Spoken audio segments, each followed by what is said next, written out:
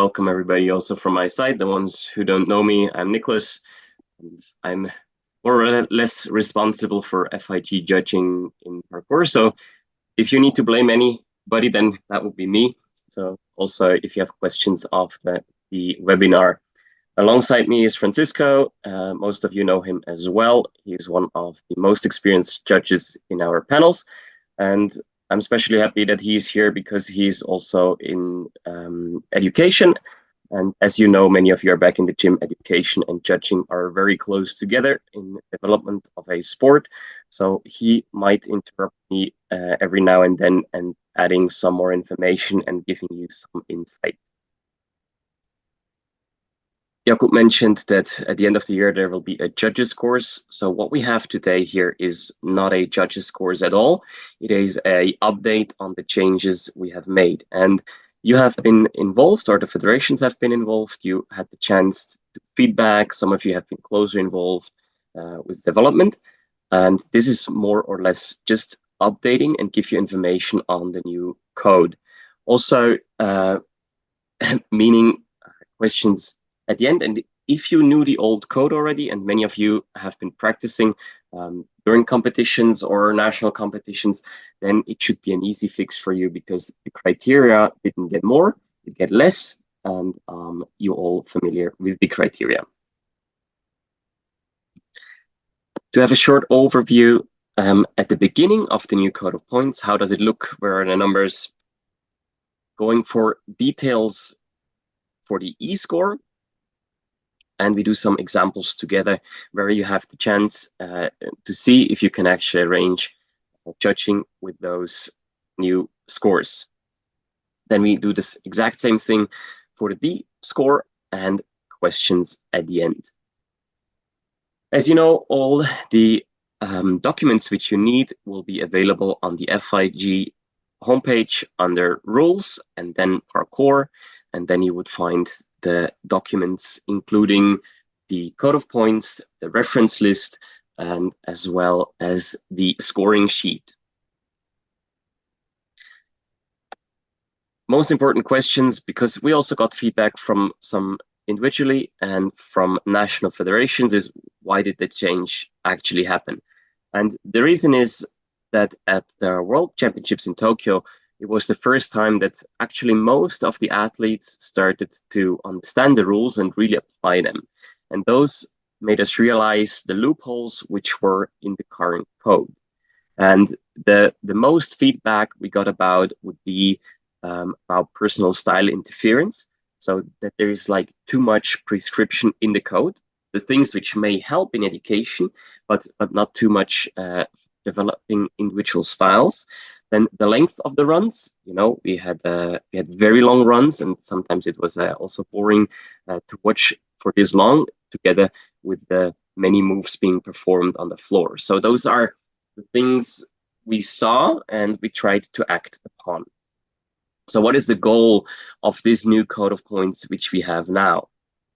So we want to give as much freedom back to the athletes as possible, meaning in the last decades, parkour has been developed by athletes. And that's one part we want to go back to and try to have as little rules as possible, but the necessary rules to ensure safety, for example. So there should not be prescriptions of what kind of moves to use or how moves need to be connected. Also, the length of the runs have been limited to 20 to 45 seconds. And connections are not directly rewarded anymore. So to say it in simple terms, and I do also hope that for judges, audience, and athletes, this will make understanding much easier, is that the code of points basically asks for 3 difficult tricks executed as safely as possible. This is the intro. We will not talk about speed today because many of you have been on the FOPs and know how speed works, and there were not many changes to the speed format. But in freestyle, the freestyle section in the code of points starts with the intro, which says about the splitting of the panels in END, but also about this new time system. So we have the minimum of 20, as I mentioned before, and a maximum of 45 seconds. There will be a warning, and if you are out of this time frame, if you're too short, you get a 2 points deduction from your total score. This is the overview, how it looks in the code of points. So we do have the execution panel with 15 points, and we have the difficulty panel with 15 plus points. So this means we are having an open scale here. So if someone goes over that, we can also award more than 15 points. As you all know, we have the reference lists, which we can scale every year. So not that we would be up on 30 or 40 points and the relation between execution and difficulty would get out of hand. But this allows us, if somebody is really going crazy, to really reward this person for the difficulty. Let's dive into details for the E-score. As I mentioned, 15 points, that's the exact same thing like before, and it is split into a sub-criteria called safety. And you all know it, it's not being in danger, it's being quiet and controlled, and there education kicks in. So we want us to train a lifetime, we want to stay healthy, so those landings need to be on point. The first sub-criteria here would be the safety as you know it, landing feet first, and we do deduct here. And the second, and that's a little bit a new twist to it, we do have landing qualities where we look into the quality, we listen, we see the body axis, how good the landings and the energy absorption actually is. The second main criteria in execution is flow, where we are looking for connected movement without those things we have been talking about now for the past 7 years, like stop, stutter steps, hesitation. Rhythm, of course, is the main goal here, to have a good, steady rhythm, which can change like you can in music as well, but it looks controlled and well flowed. Also, flow in the sub-criteria is a deducting criteria, and we are looking at stutter steps and stops, the same like you did before if you have been on the E panel. And also here, we are looking at flow quality. And also here, we are giving and rewarding points if you have a poor, medium, or a very good flow. We are talking about how to use momentum, how to forward energy from a drop, for example, into the next move. In the reference list, those criteria are a little bit more described. So if you see here, the safety criteria, if you deduct 0 points, there have been absolutely no problem. And as an example, you see this was just a clean run. You can deduct 0.1 to 1 point. So you know you have those 10th of a step possibilities now. So you can go 0.1, 0.2, 0.3, and so on, depending on the size of the problem. So for example, there are little slips or stumbles, or you get a little bit too close to a wall or a bar. So you can deduct for smaller problems, and per problem you choose a value between 0.1 and 1.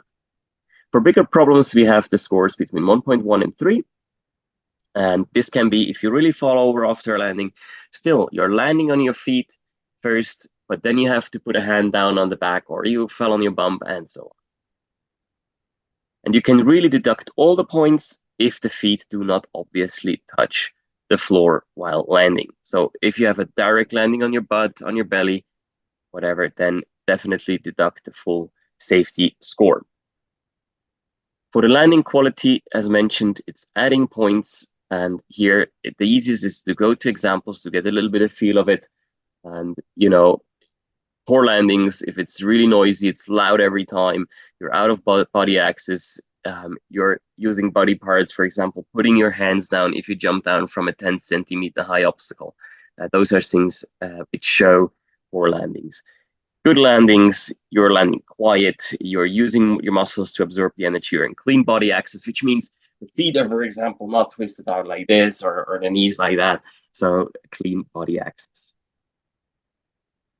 Same thing for flow. So you can just go through the examples. All those things, the reference list will be online. Jakub will maybe tell us after when it will be uploaded, but everything is ready. So you can go through the examples here. We have no problems with a fluid run. You can go from 0.1 to 0.5 points deduction for stutter steps and extra swings. Same thing like it was before.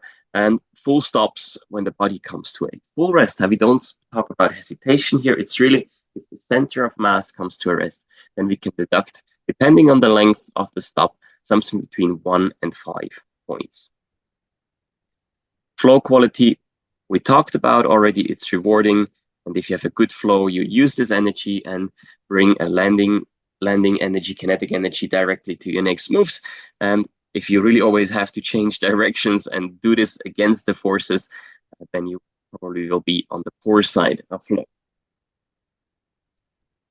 I summarized this again for you in a scoring sheet. This is really individual. If you like to work with this, feel free. You can download it on the homepage and you can work with this, or you can actually do your own layout however you feel comfortable. On the panels for the competitions, it will most likely be sliders where you can just slide up with your scale. And as you know, most of you are using some paper or an extra iPad or something to take notes.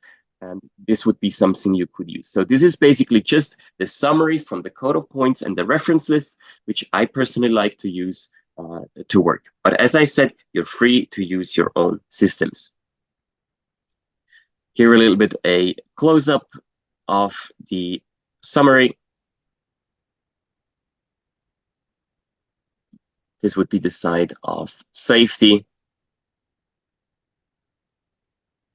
As mentioned before, always the first part is deductions. So we start with 6 points in safety, and for every problem, we do deduct points. So if we have a small slip, I might deduct 0.1, so we are on 5.9.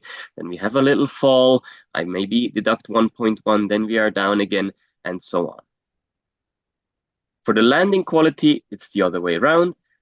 Usually we assess this at the end, we remember some of the things, and at the end we see, hey, was it good? Was it a good landing quality overall? Was it medium? Was it low? And trying to justify this by the quality, like the noises and the body axis. The exact same thing now for flow.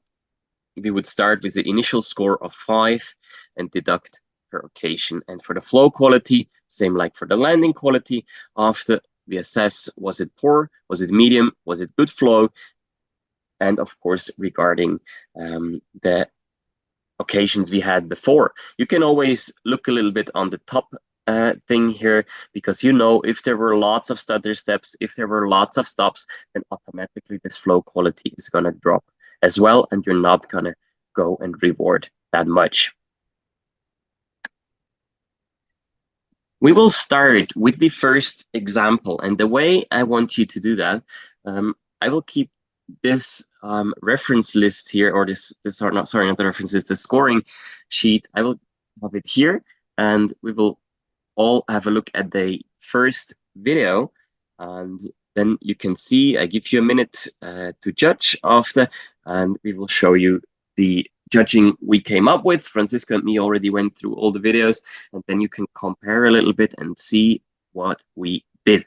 There's a question I shortly want to answer, just that everyone knows, because there's, maybe we even can correct this in the code shortly after, before you upload it, because there's basically a spelling mistake, like landing on both feet. Of course, it depends on the way of reception. If you have a Webster landing and you land on one feet, or even if you have a cork swing through cork where only one leg touches, of course this is totally fine. It's not written well there. I will take a note shortly, and we will correct that.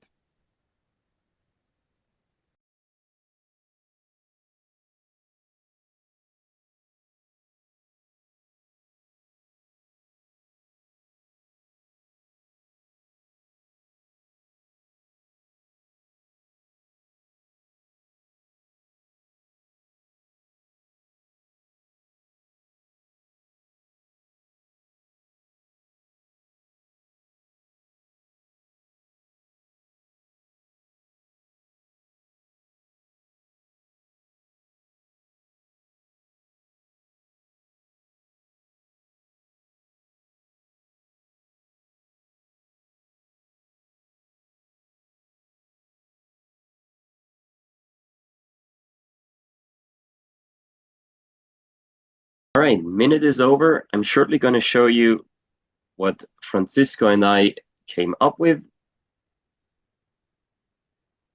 This would be our judging for the video from RG. And as you can see, we always noted the time. So if you see in safety, we didn't see any problems. So the score will be 6 because no deductions.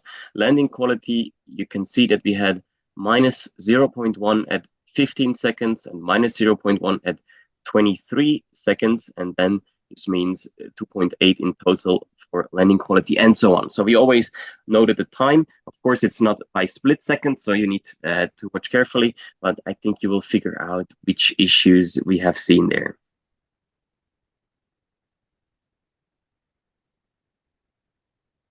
All right. So we will come to many more examples, and you will see a little bit the different types of problems. What you have to know is that those examples which you see here, like deducting 0.5 to 1 for small problems, would be like the first layer, and then the second layer would be a fall or hitting a wall. This gives you the borders, okay? So meaning that you know if there was a bigger problem, for example, a fall, you cannot be between 0.1 and 1. So it needs to be at least a 1.1. And also, you know, up to a 3 is the limit there to go for something with a fall, which the feet still or 1 foot still first touches the floor. So those are the borders. And in between, you have a little bit of space where sometimes you need to decide, is it 0.1? Is it 0.2? That's first, you really need to know the sport because you need to know what would be a big problem and what would be not. This is very important. And you need to have a little bit of experience. What is the level in competition right at the moment? So this video, which we have seen from Archie, is probably one of the cleanest runs we have seen in the history of FIG parkour competition. So it's really tough to find something as clean as we have seen here. The second thing, we will be always 3 judges and the scores will be canceled. And as you know, the mathematics will do its job. So if 2 of us think on the tougher direction and 1 is taking it a little bit easier, then the maths will do its job. And it doesn't mean that we all need to be exactly with the same score. We also had a meeting with the guy from university doing all those calculations, and you could see that a difference between the judges of 0.1, 0.2 is absolutely normal. And if you see now, some of you are discussing about, is it a 0.1, is it a 0.3? This is absolutely fine. All right. And the video number 2 would be E2. This is a little bit of a longer video, but it has a lot of good examples in, which shows how many deductions would I take there. Also, what I wanted to mention, you may know some of these athletes, and it's absolutely not to disrespect them. Those are just good examples on how to judge the performance. So this is nothing personal if we show any of those videos. These are just situations which happen, and it's educational purpose here. So E2.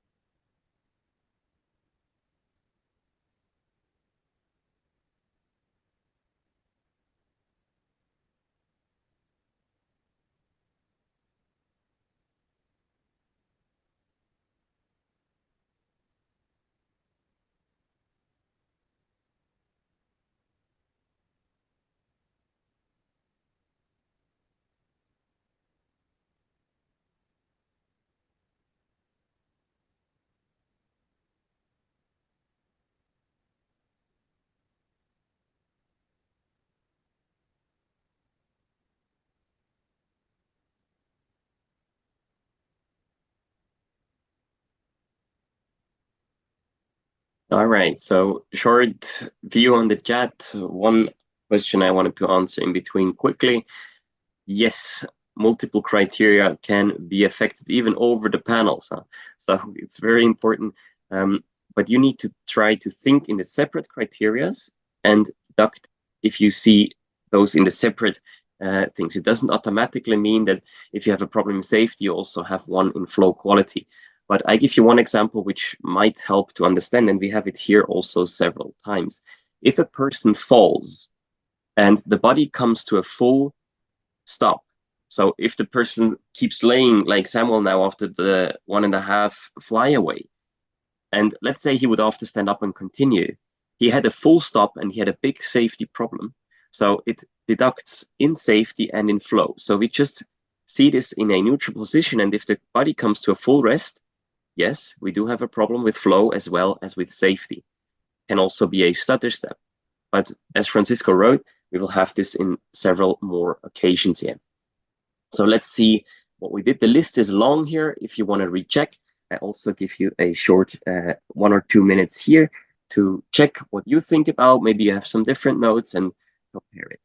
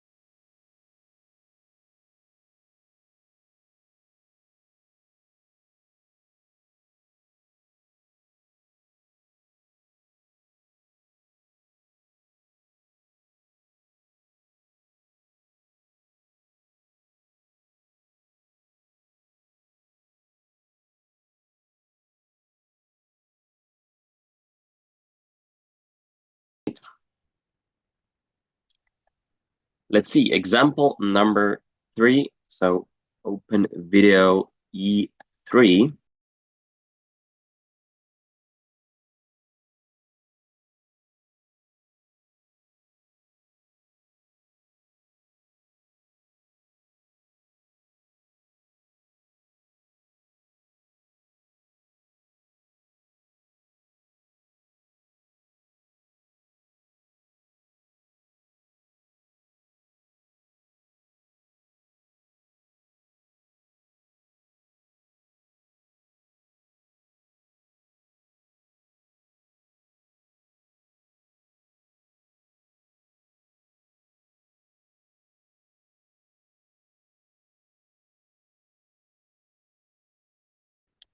So I give you the scores we have done so you can compare with what you did yourself.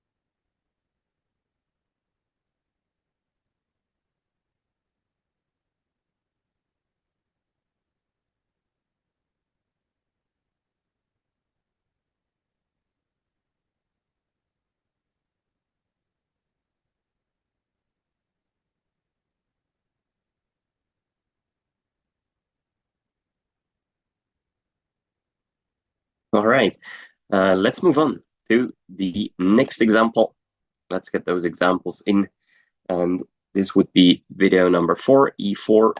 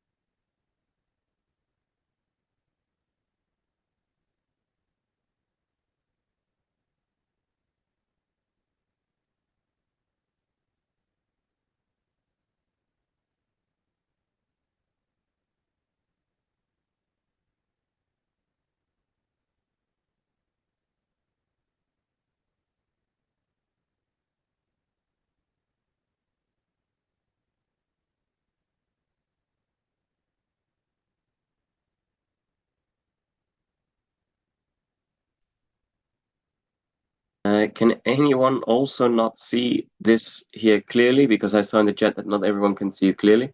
On my screen, it's clear, but I don't know. What about you guys?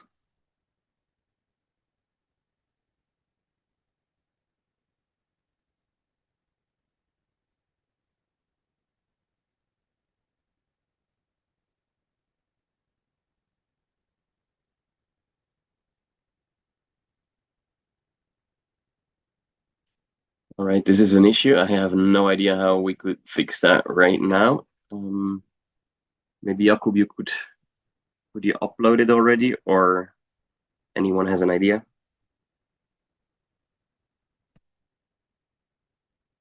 I can, yeah, maybe this helps if I zoom in a little bit.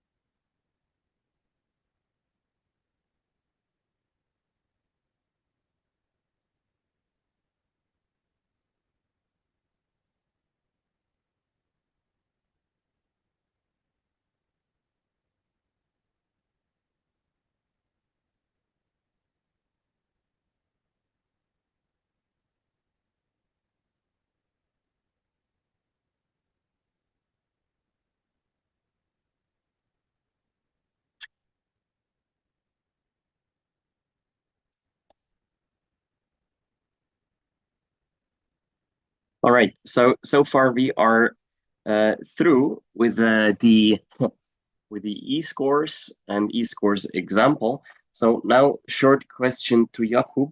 Jakub, what do you think? There are several questions right now.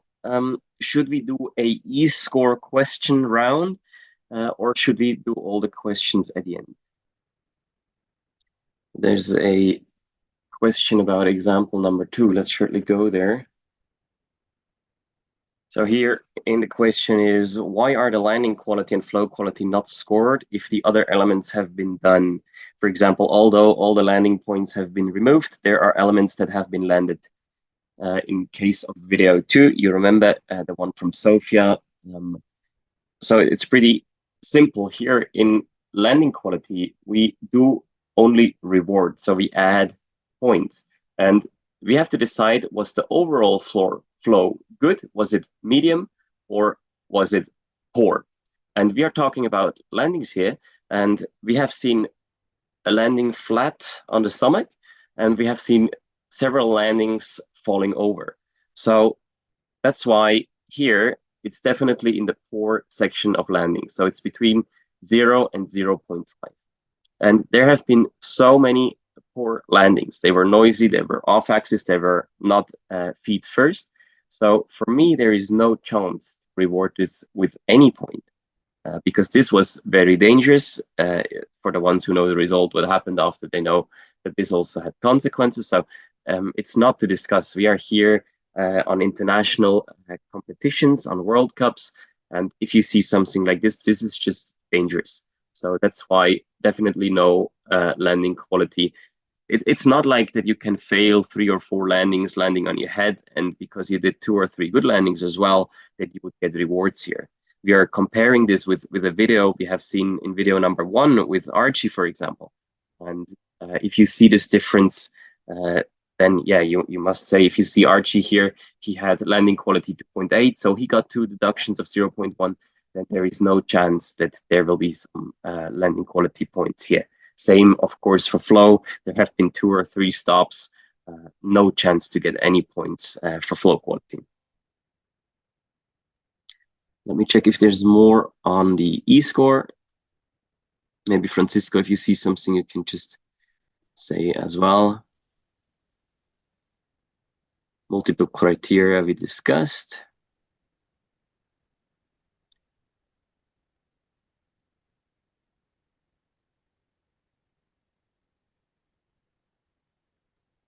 So maybe DK sent a question about Archie's video. I guess maybe we can shortly open this.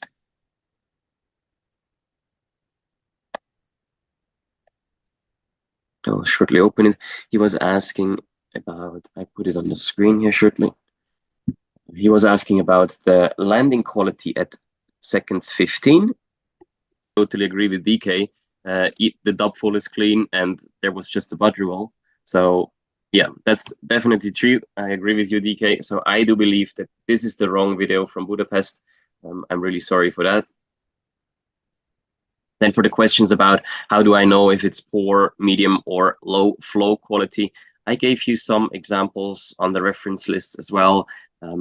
What makes flow good, what makes it bad? It comes really much down to education and judging in general. So you need to know what is the standard. That's why here we usually gave you a example which is really high quality and one which has some issues in it. So you can see a little bit the lower and the upper end sometimes, and you will know after time which athletes, we always talk, when we talk about flow, we talk about people like Christian Kowalewski, we talk about people like Archie, we talk about people like DK. You know which people can really have good flow quality, and you can see, okay, this must be in the sport, in the development at the moment on the higher end. And then okay, if there's new federations joining, and you see they are not used, or people are not used to how to compose a run, then you can see it immediately that they change directions a lot where no direction changes should occur. So the energy goes one direction, but the athlete decides to go to another direction. This is the use of directions. But as I said, those terms are all described. And if you are once on a competition, very happy to discuss this in person. But as I said, it's not a judging course, it's a update, so I don't want to lose more time here, that I can show you the whole thing. And if there's time at the end, I'm happy to give more explanation. Okay, so let's continue like this. If any other problems occur, just please let me know. So difficulty, as I said, easier to understand the whole framework, but it needs much more experience. That's also why, and most of you know that, if you're fresh into competitions judging, you will be first on the E-panel, and with some experience, you will be able, and also depending on your qualification, to go on to the D-panel. Let's have a closer look. I also did a scoring sheet here to make life a little bit easier. What we are looking for are the 3 most difficult tricks in a performance. Important here is that it's gonna get easier the better the athletes will know the code of points. Because at the beginning, people will probably just do too many tricks, or Ellis will do too many difficult tricks because just he can, right? So it's going to be easier if athletes will break it down to just 3 tricks, and you will know exactly, because you will see no other really hard tricks, which ones to choose. So what we did, we already tested this code in live competitions. What we did usually is just writing down the tricks, which might be difficult. It could be 5, it could be 6, sometimes it can also be only 2 sometimes. Then go to the reference list and see which are the 3 most valuable tricks. It's written down there, check reference list. That's surely the first thing you need to do, and then scale according to criteria. Let's have a look into that. So let's see, you decided, okay, trick number 1 was a full in. Yeah, so that would have helped before. Then we have 2 reference lists. We have a table of tricks for the men, and we have one for the women. This is not made that you can see it. It's just so you need to open it as soon as you get it. I forgot that you didn't get it yet. So again, to explain the reference list. The sense of the reference list is not that you can go here and see you saw a hang cast backflip. Now the score is exactly a 2.4.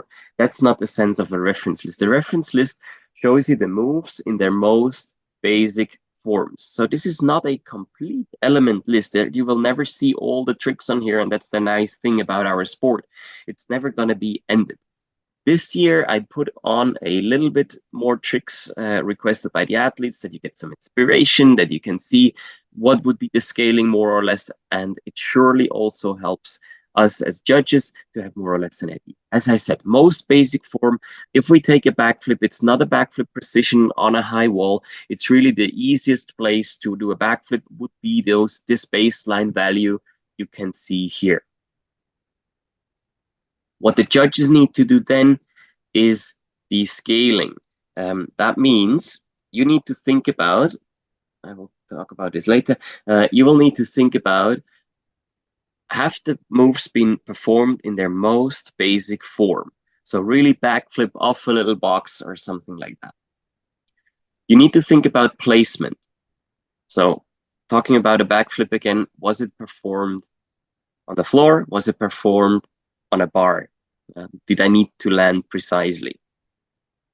Then you need to think about a form. Was the form changed, or was it in its most basic form? Was it a pike? Was it a pistol? Was it a layout? Was it a stall? And so on. Then we need to think about the point of entry and the point of exit.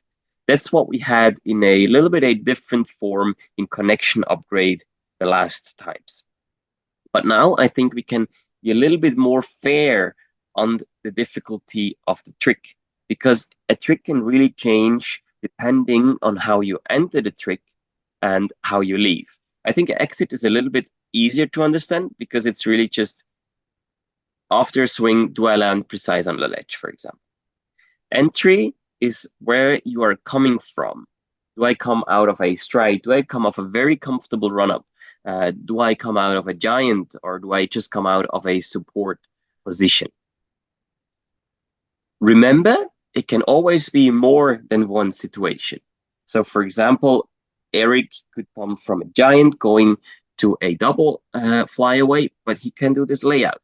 So then we would have a point of entry, which would be the giant, and we would have the form, which would be a layout. So in this case, we would need to go back to the reference list and check here and see how much we would upgrade that. And for the upgrades, as well as for new trick, it's like this. You will see the baseline. So we had hang cast backflip here before. We know it cannot go lower than those 2.4. We need to upgrade. And now what we usually do is we compare. Let's say we had a hang cast backflip 180. So I see, okay, 2.5, it needs surely to be, but can it be 2.6? Then I see, okay, here is a croc TD or a pimp backflip. Is it the same amount of risk being taken? Then I say maybe yes, maybe it can be even more difficult. I compare it with the next layer and so on. And of course, if you have a much more difficult one, if you have a hang cast double backflip, you don't start to compare here with every single layer. You know, you can start to compare it maybe with a swing double gainer and see, oh no, it's surely more difficult, and go up and down. The amount of points which you can upscale a move are basically unlimited, because you cannot set a border for that, because you know, let's say you go for a swing precision, a simple swing precision. If you see it in the reference list, so we have those swings we have somewhere up here in the basics, in the parkour basics, and you will not have more than 1 point for the basic form. So let's see, do we have a normal swing in the list or not? I don't remember. Let's say here, I don't see it right now. Let's see it as a swing would be 0.4. But if you do it over 7 meters to precision, yeah, then I can upscale it a lot, and it can have a value which is more than a double flyaway. So we cannot say that there is any factor or any like range of points this scaling could be done. This really comes down to experience, and this comes down to you knowing how difficult the trick actually is, and you need to know the field of play. And that's why it's important that the judges will go and visit the field of play, because you need to know those distances if there will be a big lâché being done. You need to know those distances on the field of play, and how far and what the levels are, how high the obstacles are. Let's go into some details here. Only landing where feet obviously touch the floor first will be considered. So if someone doesn't land on their feet first, we do not score the D score. Remember the attempt of the double flyaway in Budapest, which we have seen as example video number 2 in execution. This last move would not be rewarded in the D score. And the reason is very simple. People would start to try tricks they are not able to do, and the risk of injury is going to skyrocket.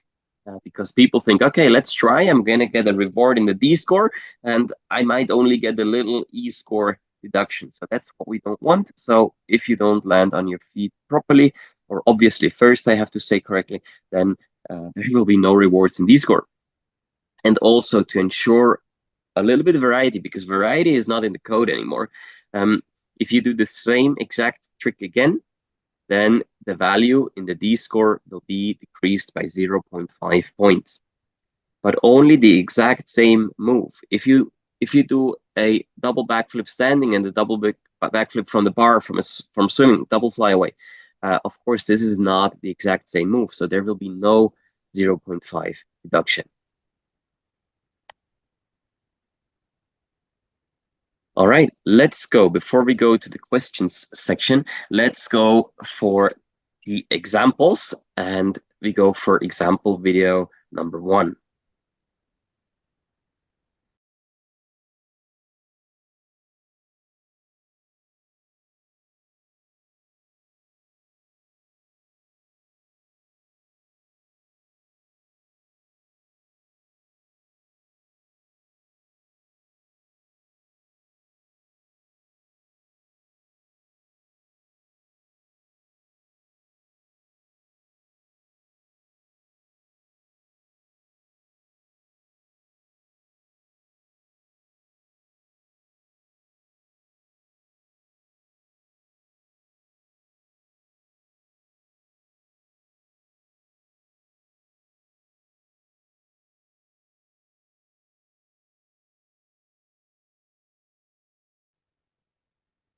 I will go and give you our results, what we did here.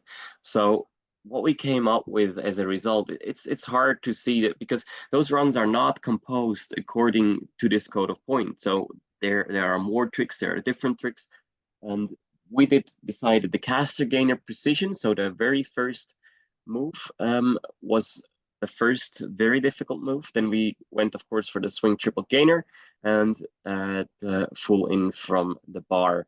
And if you go to reference lists, then the second two tricks, trick 2 and 3, they are pretty easy to scale because they had no special point of entry, no special point of exit. So you can take the baseline value. And with the caster gainer pre, that's a lot of judges' work. We came up with a 4 now. Again, some of you may have scaled it as a 4.2, others as a 3.5. But as I said before, the mathematics will do its job. Important to know, you have to judge the tricks in the right order. So also for the statistics, it would help a lot. This will be coached on the FOP if you're really there, of course, and that might need at the beginning when the judges are newly working together a little bit of talking before or after the performance, just to be sure that everyone put in the tricks in the same order. But maybe even another trick is more difficult for another judge. But if you put them in the right order, that should be fine.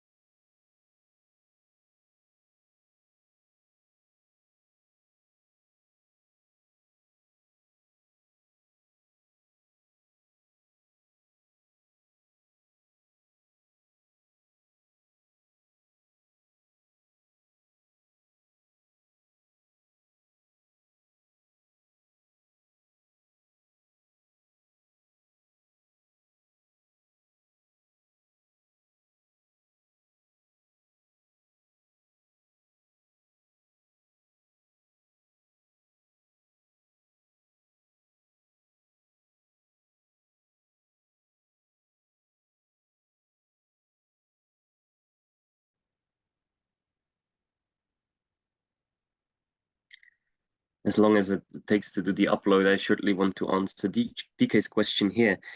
Are connections gone fully? So athletes can now basically just run and flip without having to connect moves. Um, they are not directly in the criteria anymore. Like we had the connections before, which have been counted by the judges. The idea behind this is, as I said, to give more freedom back. That's one thing. I don't really expect to see just single move, single move, single move.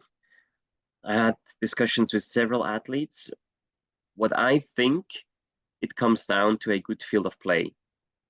Because as you have seen in Tokyo, the problem was this crawling around the floor, and the connections basically made many people saving energy and doing things not with the obstacles but on the floor.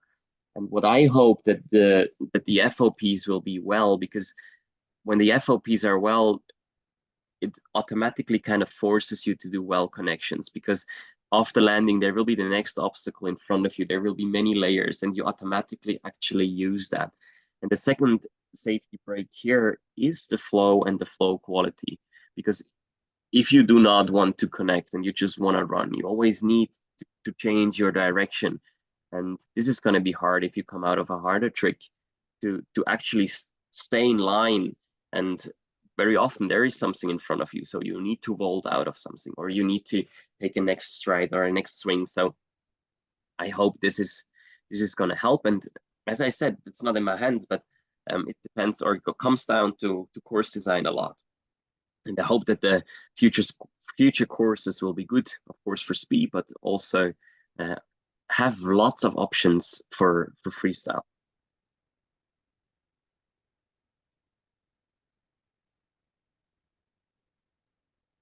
Francesco, I believed it was online, but I checked before. It's not online yet, but Jakub will upload it. It will be uploaded soon. Um, yeah, cannot say more than that because I don't know. So you can check there. I will give you the example for Thomas here.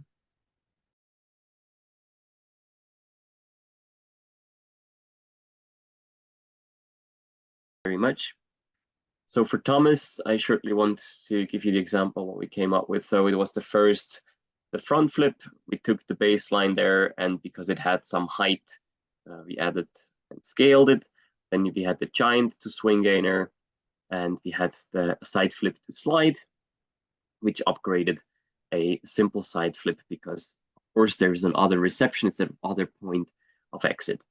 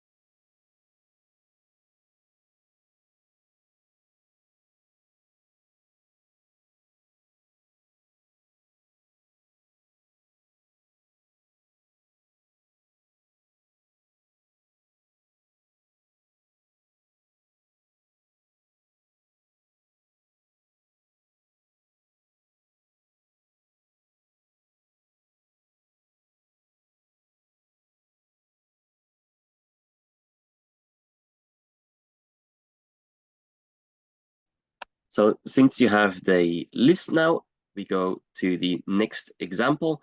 We have one from the women again. So this would be D3, Miss Ella. Make sure that you use the reference list for the women now. There are two lists, one for the men, one for the women. This is also, or very often, a little bit of a problem on competitions. If you change between the categories, that you make sure that you use the correct list.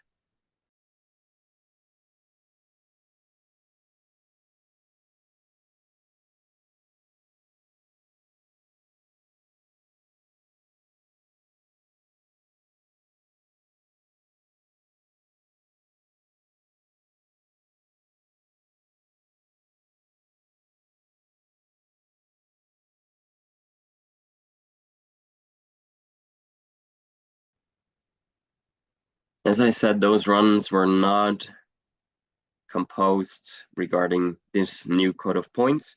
So it might be a little bit more difficult to identify. But let's see if you see the reference list and which kind of tricks you would identify as the 3 most difficult ones and how you would upscale them. I give you our judging, which Francisco and me did. So for trick number 1, for us, would be the swing double gainer pop backflip. So taking the swing double gainer base value and adding points for directly linking it with the backflip here. The connections kick in. Then the second one would be scoot cork. We noted the set here. So the set is the scoot and the main trick would be the cork. So just that we can understand why it has a little bit a higher value than the baseline. Of course, out of a scoot, that doesn't make it a whole different move. So the upgrade is a little bit smaller. And the last one was the swing castaway backflip. For everyone, I'm just using the descriptive terms here in the right order, and that really helps a lot with judging. So if you use the descriptive terms in the right order for the single moves, it helps you to understand what happened. That's also why I spelled out everything on the reference list. So it's always cast away backflip, not only cast, that everyone understands what we are talking about. So this might be something you can use when you educate judges in your national federations, that you try to use the descriptive terms and not calling it double chocolate or something like this. It just helps in judging. We have seen many things, but in judging for education, we really like to use those terms. And sometimes you just need to have a talk to someone and see what they call the move, and then they will understand. Let's go to the next example, which is video number 4.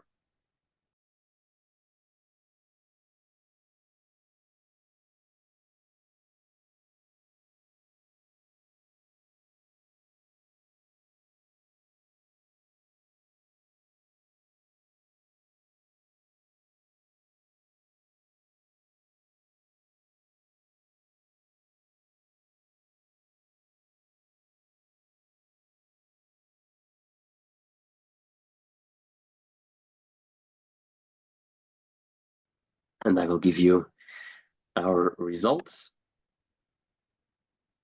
So we identified the aerial as the first difficult trick, and it's not exactly precision, but it was in a little bit a narrow space. That's why we upgraded it. We had the wall spin, which we also upgraded because it was on the bar and it was kind of a layout, X out, or however you want to call it. And we had the front handspring at a third trick, which was just basic form. So those are the values we had.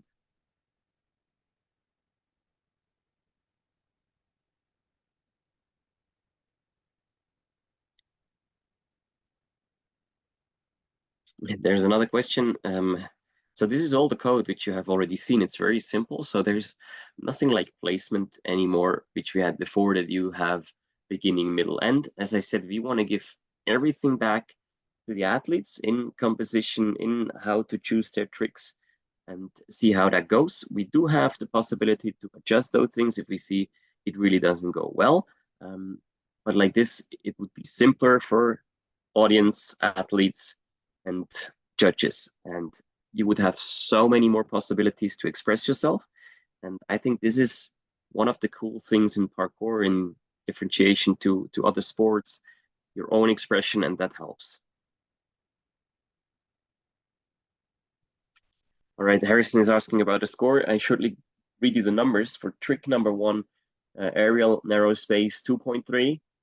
Trick number 2, wall spin on a bar, X out or layout, or however you want to call it, 1.9. And then the front handspring on 1.5. The total score would then be 2.3 plus 1.9 plus 1.5, 5.7, if we did calculate this correctly. One more thing I wanted to mention here, and always reminding the judges about, there are many details which can be discussed. You see this in sports like figure skating, which have judging systems already for for many, many years, and judges don't always agree. Our job is not to agree on details. Our job is to provide the correct ranking. This is our final job. And as you have seen in those example videos, the very, very top level of athletes, that's an easy job because there will be little mistakes. The most difficult tricks will be easy to be detected. Maybe they need to be adjusted, but it's an easy job. Also, the very lower end of the ranking is more or less easy because there will be many mistakes, there will be many deductions, and it's not about talking about details because the score will be very close to zero, so it's easier for us.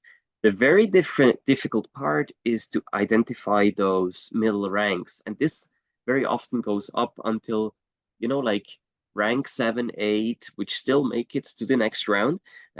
Their judging starts to be difficult. But as you have seen, the very high level athletes and the lower level athletes, they are easier to judge because it's very obvious what's happening, and it's more difficult if you have something in the medium range. All right, so we will move on to the question part. I just checked the table of tricks, and I'm wondering, a loser front flip is like an inverted Western. Loser, I shortly will explain the difference between loser and gainer. I think gainer is clear for almost everyone, and it's because you gain space with a backflip. So you're gaining space, and a normal backflip would basically lose space a little bit. Yeah, it's an inward front flip, is a loser front flip. So if I'm watching towards the box and I'm standing on the ledge, so I'm traveling, my whole body is traveling backwards, but I'm flipping forwards. That's a loser. You can do it as a Webster or however, you can do it in a swing. Doesn't matter the setup. It just means that you're traveling backwards and rotating forwards. So wait, now I have another question about it. So if I swing and I do a loser front flip 180 or off the bar, well, Yeah. with the swing, it's loser front flip plus the half twist. Yep.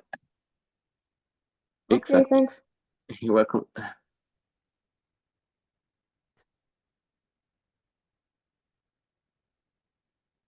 So let's shortly have a look here at the women's reference list. It's very important. This swing front flip, this is a loser front flip. So if you back swing and then do a front flip, then we have the swing front flip 180. That's would be what we were talking about right now. So this would be the loser. The loser front flip here, this is really the one from the ledge. And if you do swing forwards and then do a front flip, or it also works as a side flip, of course, then it's a counter. So because you are changing directions, it's a counter. Okay, and now I understand. Thank you. Okay, perfect. He asked if it's not be easy if we took the runs at the orientation meeting, but just to have a little idea about that, we didn't want to be the same as gymnastics, so we will not do it, because in gymnastics, for sure, you present your run before doing it, but we still want to have the opportunity to the athletes to change if they don't feel something, because also they can present something that they are not really prepared to, and they're just going to push forward in the competition.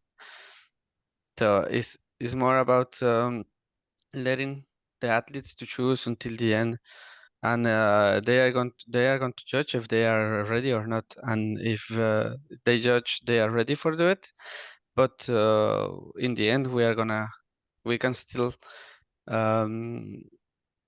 do our appreciation about the mastery of the movement. So we don't want to it was a debate, a little discussion about how not trying to be as gymnastics, so I don't think is the best idea, and it will go a little bit against this community work of letting the athletes be a little bit more free. What you said, Francisco, about gymnastics, it's over. It doesn't work like this anymore, if I'm not mistaken. Like they don't have to, write down what they're gonna do anymore. It used to be like that. Maybe I'm mistaken, but I think it changed.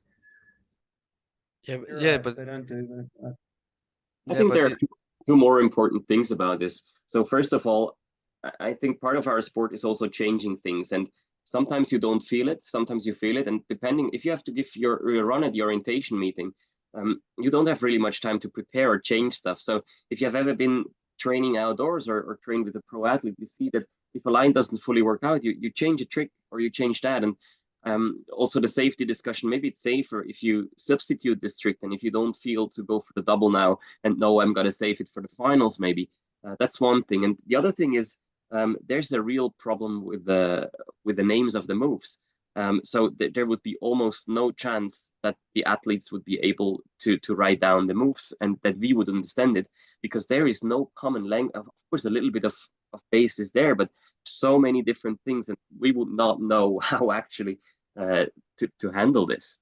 Will this be applied to the competition next month in Montpellier? Yeah, it's always the cycles and the years which count.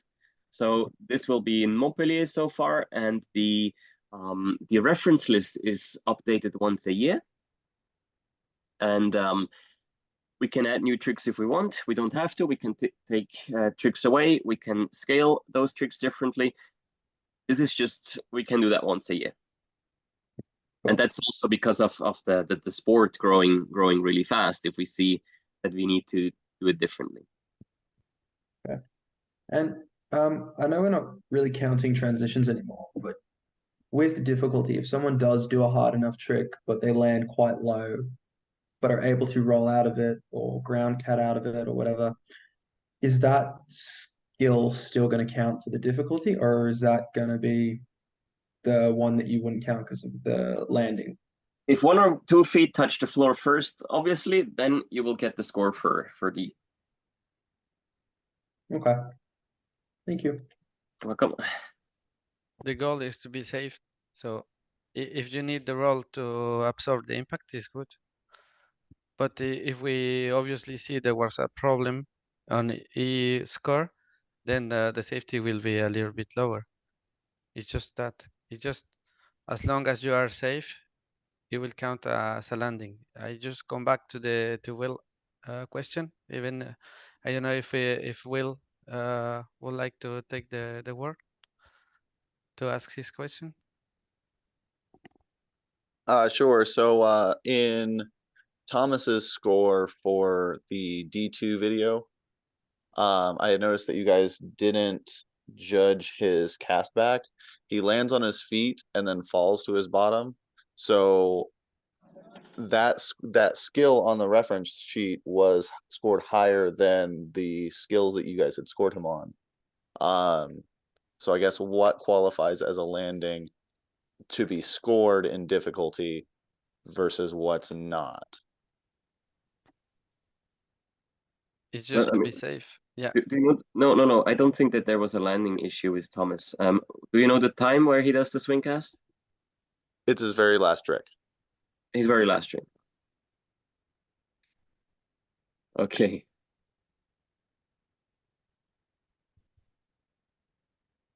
So clearly he doesn't land the trick properly, but his feet hit the ground first. So let me shortly check because this is a castaway. It's not a swing cast. Let me check it on the reference list. Where do we have you? 2.3. Castaway 2.3. In purple. 2.3. Now let me go to the scoring. He was the second one, 2.3. Yeah, we didn't count that. You are correct. So if it's not 2 feet landing on the ground first, what quantifies a judged trick versus not? Are we going by judge's knowledge of what a landing is, or is there something else? I would say this, you can judge this both ways, basically. You know, this comes down after what do 2 of the judges say? Do 2 say it was landed? Do say it was not landed? For us now, there was not enough absorption. I would also agree with you if you go the other way around. So, and I don't disagree that he didn't land the trick. I'm just trying to find the line in the rule book so that Yeah, I I can think- explain I to think what an BK athlete said- if they say, well, they clearly landed. I think what BK says is exactly correct. You should actually score this in difficulty, and he should just get the punishment for the execution here. Totally agree with that. Because as we stated in the code, and you said before, Will, this was feet contact was first. So there would be, he would have 2.3 here somewhere instead of the front flip. Of course, it would change the order here, but it would not. He would have 0.5 more, so he would be on a 6.8. Okay, sounds good. Thank you. Thanks for mentioning it. Jerry, do you have a question? Yes, good morning, good afternoon for you. I know all this change you made it is all for good, but I ask it to you is you can share all the documentation because in the beginning we only have the new code. This is so so we have in the beginning we have a lot of question about the new code. So that's why I asked you to share all the documentation because I thinking about the brevet exam. So I don't know if this is a question for Jakub, maybe.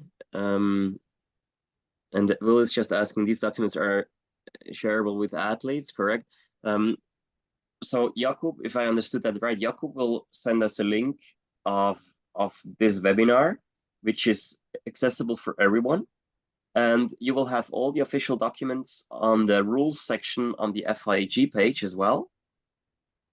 And those are, of course, publicly accessible. So I open it on my screen shortly. So if you go to gymnastics.sports, you click on rules, and then you go down and here you choose parkour, then you will have all the rules. So that's where the rules actually are. And it's not uploaded yet, but Jakub promised to do it soon. So those are the documents which you can share with all your athletes, with all your coaches, and that's important to spread the word about it and educate the people on it, because it's also easier for us as judges if the participants actually do, they do know what they should do, and for us to see those 3 tricks. Okay, thank you. And Joao is asking about if the landing will always be, or I think he's speaking about the execution score here. Execution score will always be deducted, either the skill is counted or not. And yes, of course, the E-score, even if you go too long, if you go over your 45 seconds, E-score is still running. If you fail, E-score will be deducted. That's the same.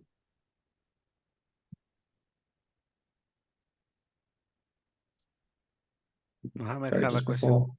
Sorry, just real quick before you change topics.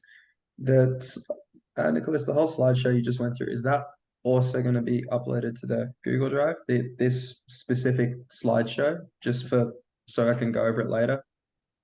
Just because it's like 11 p.m. where I am right now. I'm not all focused right now, but if it's possible, that would be quite handy. I don't know. This is up to Jakub. I don't know what he's gonna upload. Or I mean, the presentation is gonna be in the video, I guess. Jakub, are you here? It's just a little hard to see because I was on my phone for the first half of this.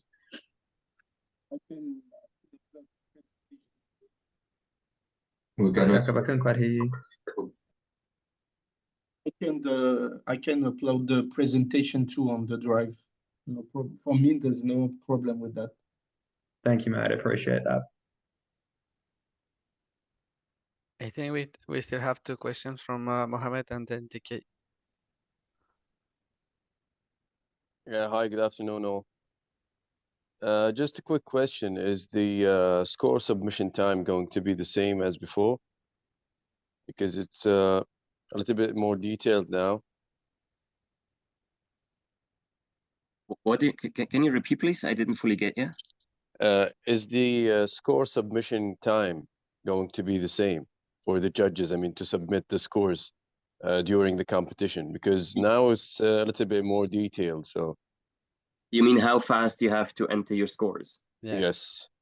I think it's more simple now than, let's say like this, you have less criteria now, but I think what you refer to more details, it's because you have many options, right? So you can go Yes, 0.1, 0.2, and so on. I do exactly. believe, And the reference list is bigger than the one before. yeah, that's true. I do believe that over time it will be easier for all of us than the old code, because you don't have to count and do these things. It definitely needs a little bit of getting used to. Francisco and I used it in Belgium already, and I believe we were pretty quick, even though we did E and D score at the same time. So this single focus on really, let's think about E score. The single focus just on safety and flow already helps a lot to like concentrate your energy, and you will find a system to note if it was 0.1, 0.2 during the performance already. So I do believe that we will stay at least the same quick like we have been now. And of course, and this is a little note to Jakub, I think he will be a little bit more tolerant with us in Montpellier when it's the first time. But as always, we just try to make it as good and as quickly as possible, and we all have to get used to it. And then it comes down to what I said before. Our job is to do the ranking. And if we do mistakes from 0.2 or 0.3, this will not affect the ranking very, very hard. Of course, the medium part, but you will not steal someone the entry to the finals. All right. Thanks a lot. DK. You, I'm, I know the answer, but I just want to make sure. So now somebody already asked it on the chat. We don't have a beginning, middle, and ending flip. We only have like these three moves that I can do like in the first 10 seconds of the run. I can do three difficult moves, and they're gonna get scored like for what they are and not the time that I do. So I can finish with a wall spin, right? And I'm not gonna get deducted for this. Yes. This is correct. I will share you some thoughts behind it. So one of the thoughts is the physical limitations of our bodies. If you really want to be top, I don't believe that you can throw your hardest three tricks just directly after each other. If you really want to go to the finals, I think you need some, let's say, break moves in between, which allows you to rest a little bit. Then it is a try. We always have the chance to change this. If we see that really what you said is going to happen, we just see three moves and then people are just like jogging around until they finish their run. There will be a possibility to change that, and yeah, we will see. That's the most important. What I think could go, yeah, not as nice as we thought would be the final move. That we say, yeah, it ends with a cartwheel, it ends with a wall spin. But that's what we need to see. And if we feel like it's not nice like this, then we definitely need to change So that. far in every competition, not only FIG, but overall, people were actually looking for the final move. How is he gonna end his hair run? So with this, basically, this is gonna be over, except if people will just keep it. Some idea, some thought that we have, Nico and myself, while doing this in practice, was before the old code, if we can call it like that, have some guidelines for athletes. So for the athletes who have not a lot of experience, was really a guideline. That means we asked, okay, to do one in the beginning, middle, and the end for the connections, for this kind of movements in variety and all that stuff. So it was really a good guideline for starting competitions. But now, because we really try to make an effort for the athletes and to hear what the question they have, was more about freedom of the style they can present. So we didn't want to impose. I say we because we work together, but I think the technical commission, all the people behind the code of points didn't want to come and say, okay, this is a square, you need to follow these lines. Now it's more about, okay, you still have the same kind of a square, but you are more free to do it. And again, with I have been there since the beginning, so I have so different cutoff points, and each cutoff point can be can have a lecture different for each athlete, and we don't know what will be the answer to this from the athletes. And I mean, it can be they can still have the same guidelines as the old cutoff points. That means they will try to have a final move, or they don't. So we still need to see how it works for them. And if we see like everyone is just finishing the line with a roll or something like that, then maybe this can be an idea for the future. But we still need to know how the people will react with this. So as long as we don't see the results of this, we cannot do anything more for now. I understand. The question is, if I do a swing triple gainer, first move, landed good, and then Ellis does triple swing gainer as his last move. We have the same run, let's say. Mhm. Will he get extra points? Will he get extra points, or it doesn't matter because of this? There's no Because for last move anymore.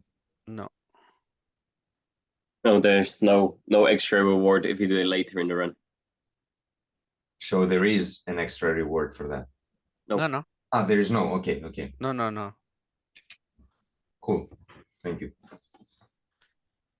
Another question from Joao. Hello, thank you guys. I think Ellis will get less points because it's the same move, so it's less 0.5, right? But that was not my question. No, careful. Not if he does the same like DK.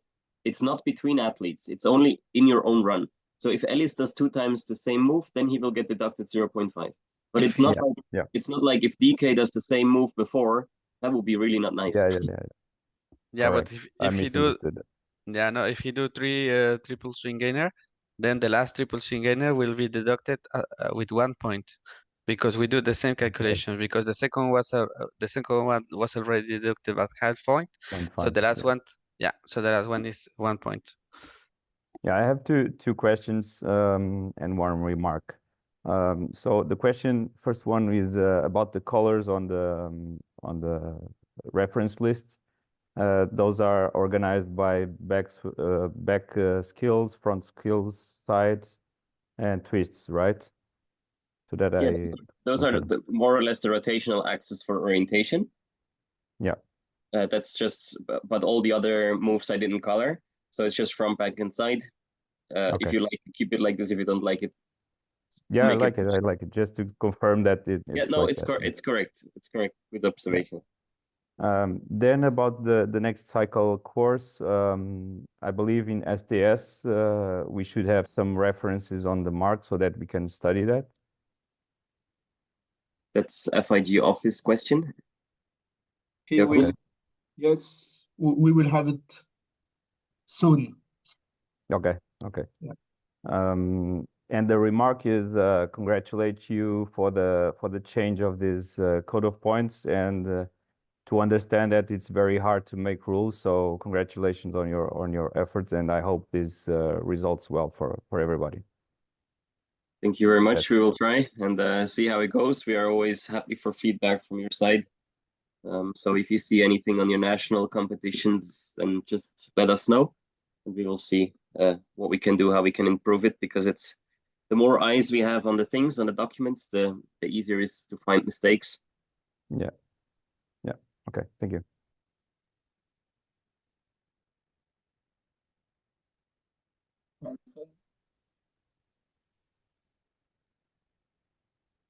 Harrison, have another question?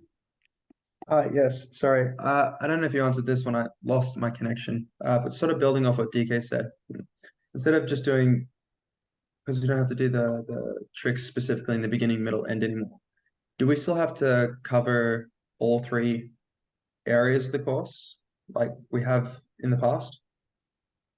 No, we don't have to. Basically, if you look at the code of points, that's all what it is. So there are no hidden requests or something. So everything which is out, like the variety, the connections, the types, all of that, it's gone.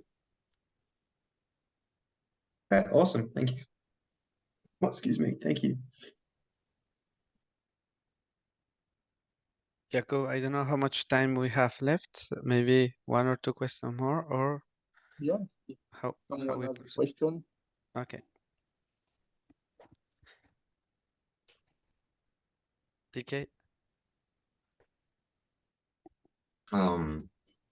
You mentioned that we can change the table of tricks, make changes once a year.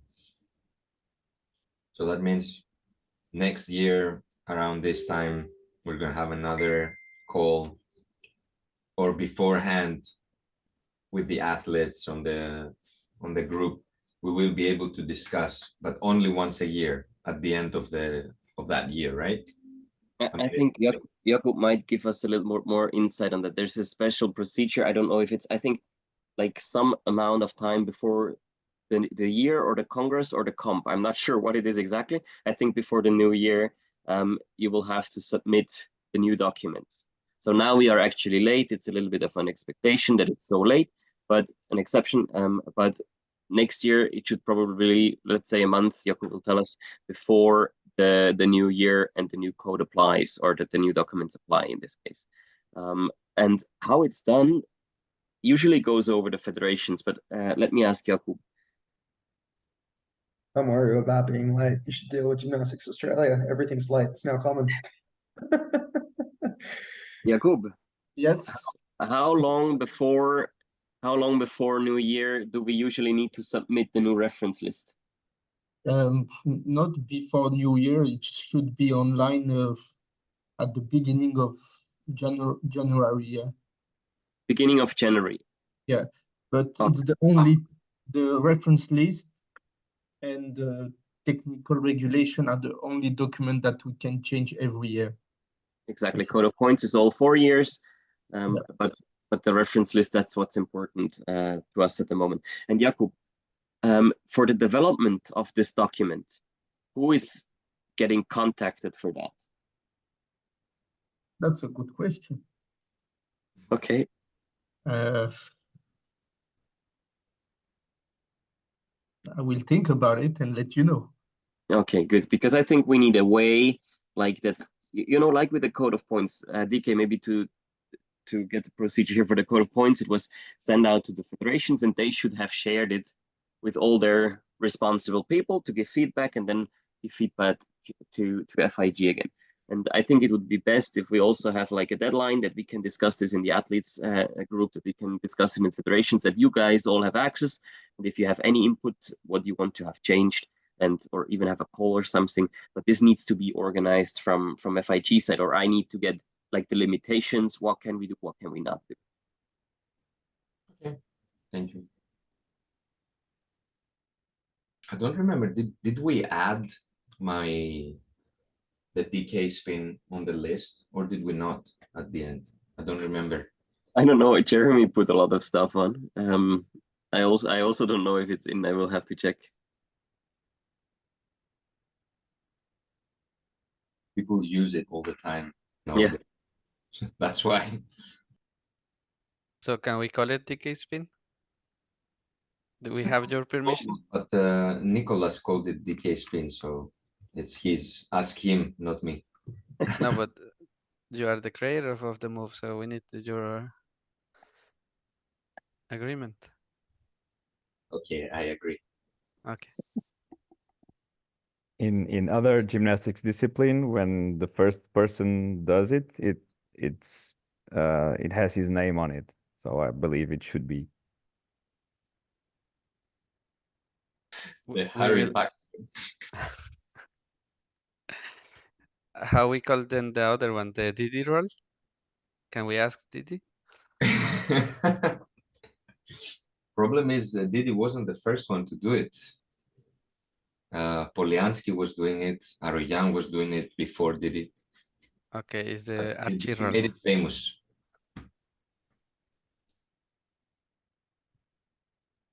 All right. I think not many more questions. Otherwise, you can also drop an email for Jakub. So the job you're doing is really very important. No competition without judges. No better code of points without very good feedback and having as many eyes as possible, as many different backgrounds on it. So thank you very much for showing up. I know some of you are early in the morning, some of you are late, some of you are skipping work. So thanks a lot for being here and talking to us. As I said, if you need any more information, then you can go through Jakub. And yeah, it always helps if you're on site on the competition, if you get your practice judging and out. No many do in your national federations. So thank you very much. And I give the word back to Jakub. Yes, thank you very much to all of you for being here. And hope to see more judges during the World Cup and World Championships. It's always nice to have you here, but we would also like to have you during the competition. So